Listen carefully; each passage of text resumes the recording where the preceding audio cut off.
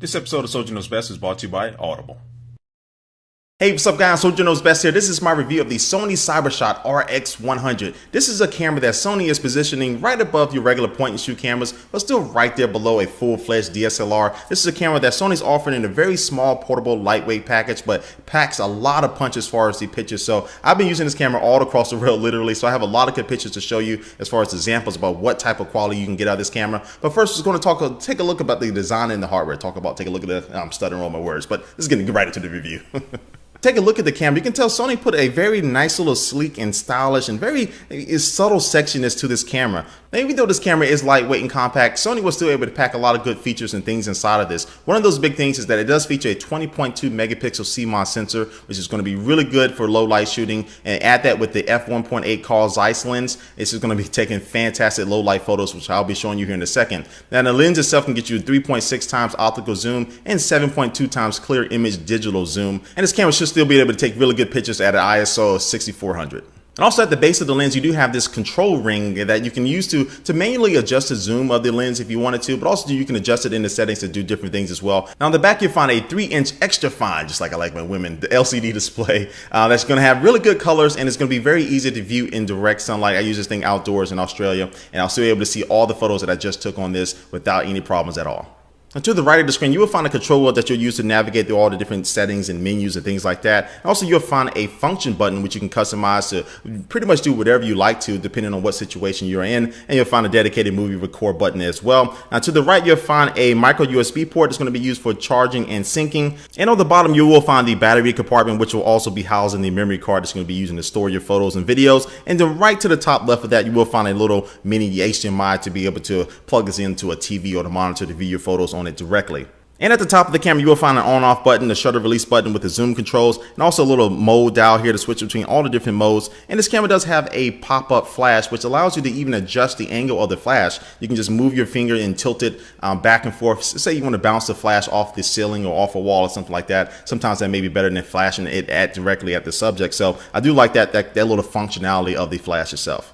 Now, one thing that is missing from the design of this camera is just a little grip on the front to kind of help your shots be a lot more stable. A lot of other digital cameras around this price range do have that. This one is missing that. I guess Sony really want to go with the style aspect of it. Didn't want to have this little hump on the front of it. But that's one thing they could have done to improve it. But other than that, guys, I'm pretty satisfied with the overall design and build quality of this camera. And that's going to talk about what makes this camera tick, and that is the software. And once again, Sony's been able to put a very nice intuitive control scheme into this camera, just navigating through all the different settings and your manual things that you can adjust. Or it's just a breeze for all those people who are prosumers out there, really want to be able to get in there and tinker everything from the exposure and all that stuff, to people who just kind of like me, just want to be able to pull this camera out and take a really nice shot. Sony has done a really good job at kind of complementing both parties there. And this camera does have a good amount of modes to choose from, but the mode that I spent the most time in is just a superior auto mode, which is it just automatically takes the absolute best picture, whether you're zooming in close on the flower, it will automatically switch to macro, or every time trying to pull all the way back and take a really good landscape shot. And it takes up to 6 photos at once and then combines all of those together to make one good superior image. All right, well, that's enough with the software, enough with the hardware, and it's going to see what this camera can do. So I'm about to show you some pictures and some videos that I've been taking in a lot of different locations, so you can get a really good example of how this camera can perform. So go ahead and be a judge for yourself, sit back and relax, and here are the pictures and videos.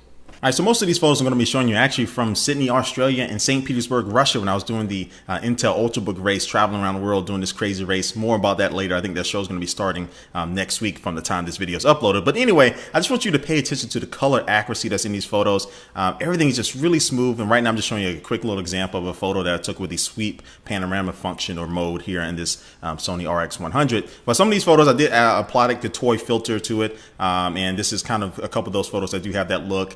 But again, all of these photos are taken directly on the camera, no post editing or touch-ups or anything like that. This right here is showing off one of my favorite features, the HDR painting feature, which it looks really awesome, presents a very really good and interesting picture there. And now I'm just showing you some photos in black and white because I think you can really see the details from some of these shots that this camera is able to produce. And I took some shots at nighttime. I'm going to be showing you some examples where it's pitch black dark, but I had a couple of subjects here that were lit up, and that f1.8 really came in handy handy here, and it really was able to produce some really good shots. Now coming to some of my favorite shots, some macro shots of some of these plants and flowers and things like that I came across on my trip. And this one photo I'm getting ready to show you right now, it's going to be my absolute favorite photo out of the bunch. And this is it right here. You can just see the detail of this. It's just absolutely amazing. I did not touch this up at all. This is directly from the camera itself. As I zoom in here, you can see some of the pollen kind of flaking off there on a few of the petals. This is just absolutely my favorite shot. I think one of the best shots that I've ever taken. It's just looked absolutely amazing. This is what this camera can produce. Here we are walking through the woods, getting a test of the video quality and the audio quality. And so again, here's just some video tests here, and that first little snippet, I wanted you to hear the audio. All that audio was coming from the built-in stereo microphones inside of this camera. But other than that, the video quality is okay. It's not bad at all, but it's not the best that I've seen from cameras in this category. It did perform well in low light situations. Again, the f1.8 coming in handy there, but overall, it just wasn't as impressive as the photos were. And I did like that this camera can shoot and record in 60p as well. So if you're going to be slowing down things in slow motion and things like that, that will come in handy. And a lot of the footage does look a lot smoother in that mode. But yeah, just here's a quick look at some of the video here that I was able to take with the Sony RX100. So how did everything look to you? Well, for me, I would say that the pictures were the best part of this camera. The pictures really just popped out on the screen there. Especially you look at this on a high resolution monitor, or maybe something like the Retina MacBook Pro, and you can see just so many pieces of detail inside of each picture. Even in low light situations, as I showed you before, the camera was still able to perform well at that f1.8. Now, the one bad thing is though, if you do start to zoom in, you immediately lose that 1.8 as you zoom in more and more and more. So that's one thing that you do have to take into account. But if you just all the way open with the f1.8, this camera does perform very well in low light situations. And the video quality from this camera is good. Just not the best in this category, you know, compared to some other models and brands out there, but it definitely is good. I love the steady shot with it. That allows your video to be very smooth and steady. Even when you're walking and different things like that, you're able to keep a nice steady shot. So again, video quality will be great for most people out there. Not the best in the category, but definitely good enough to get the job done.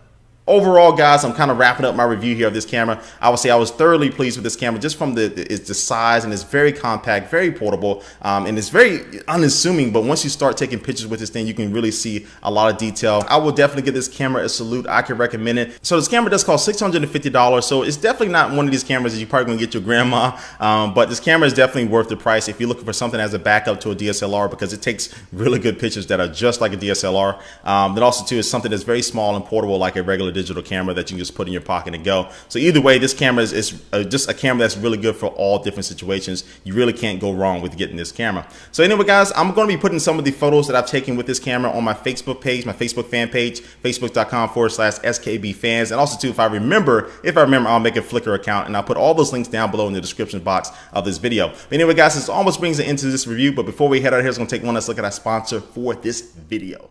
And today's sponsor is Audible, which is the leading provider for downloadable audiobooks and spoken word entertainment. You can download these books on your cell phone, your tablet, your computer, almost anything if you want to listen to it while you're on the go. They have over 100,000 different titles from different genres like science fiction and thrillers and comedies. And you can download a book. Like one of my favorite books that I downloaded was the biography of Steve Jobs. You can actually get that from the store right now. You can get that for absolutely free if you go to audiblepodcast.com/soldier, because you can try out one free book right now. Yes, go to audiblepodcast.com/soldier and go ahead and get the downloading. Let me know what you're going to be reading down below. Alright guys, again, thanks for watching this video. I'm really interested to see what you guys think about this RX100 camera. Please leave a comment down below. Again, remember to check out my links down below if you want to see some real photos from this camera and just their full-on quality, I guess. Anyway guys, thanks for watching this video, and I will catch you later. Peace.